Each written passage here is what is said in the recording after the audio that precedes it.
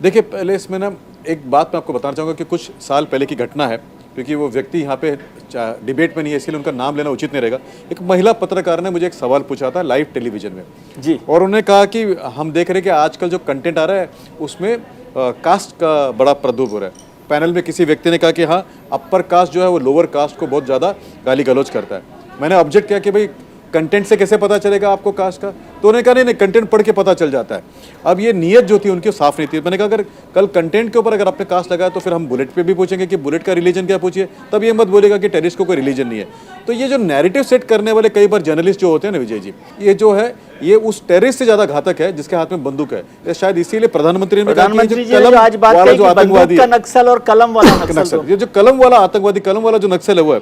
और ये क्या है इसके बारे में समझने के लिए मुझे एक 30 सेकंड आप दीजिए जी। पहले युद्ध जो होते थे केवल सरकारों के बीच में होते थे, दो देश के बीच में होते थे।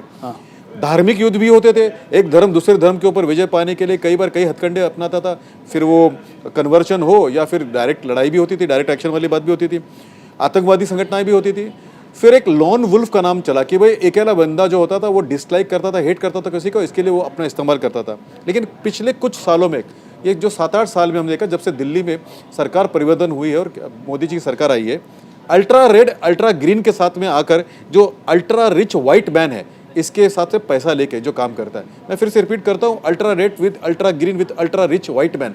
और उन्होंने कहा कि हम तय करें कि दुनिया में क्या सही है क्या गलत है, और उन्होंने इस्तेमाल किया सोशल मीडिया का। आप कुछ लिखिए, आप कितना भी अच्छा लिखेंगे उसके ऊपर लाइक डिसलाइक नहीं, लोगों को दिखेगा नहीं, आप सर्च करते रहेंगे लेकिन आपको नहीं दिखेगा। और कोई आदमी कितना भी घटिया लिखे लेकिन वो बार बार आपको दिखेगा, उसके प्रचलन बढ़ेगा। तो ये जो कॉम्बिनेशन है लेफ्टिस्ट, जो अल्ट्रा लेफ्टिस्ट है, जो अल्ट्रा इस्लामिस्ट और अल्ट्रा रिच वाइट मैन जो है, इसका ये मुझे लगता है कि ये एक नया दिशा बनाने की कोशिश कर रहा है। इसको हमने समाज ने समझना चाहिए।